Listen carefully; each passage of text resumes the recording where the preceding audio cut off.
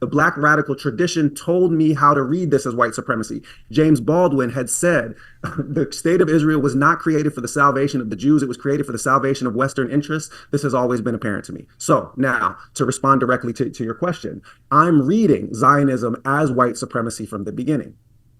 So if I understand that this is an iteration of a fundamental illness that has plagued humanity for 5 centuries, that was pioneered, right, on the flesh of my ancestors, both African and indigenous, then I'm going to pursue the analogies that allow me to read the situation for what it is. So and that was part of why I knew a genocide was coming, because in the aftermath of every slave rebellion, there is exemplary violence to put down the uprising, because there's something in the psychology of the colonizer that parity, right?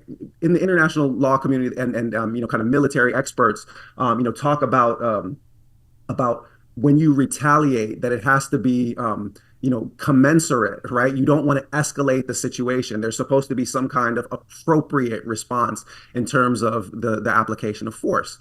Well, those rules don't apply for white supremacists. The whole point is that if you acknowledge parity between the colonizer and the colonized, then your thesis of the superiority of the colonizer collapses. Therefore, you must punish them with a scale of violence that mocks the scale of violence of the resistance. It has to be humiliation. If there is an uprising of a dozen enslaved people, you have to hang 300 Negroes from trees and leave their bodies there so that everybody sees what happens to them.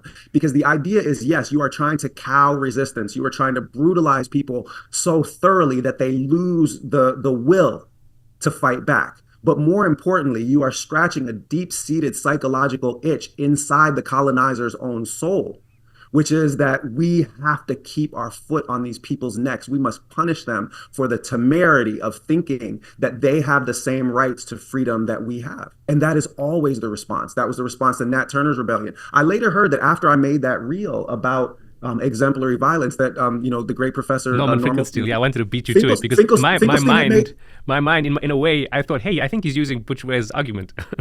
No. It turns out that quite literally he had made the same argument initially, maybe 2 days before I made that post. I hadn't seen his argument. Great minds.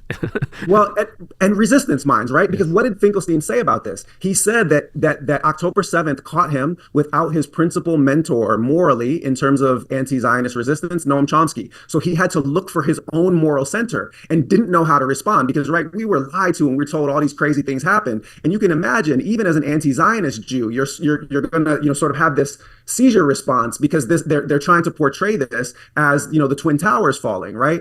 So, but he's quiet in that moment, and then he says that because he had to look inside himself, he looked to what? To history.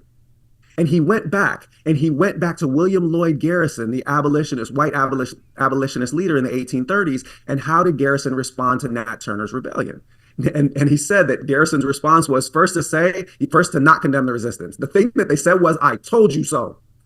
We told you that this was coming." So if Garrison can liken himself to, if Finkelstein can liken himself to William Lloyd Garrison in that equation, then I'm going to have the audacity to liken myself to Frederick Douglass in that moment.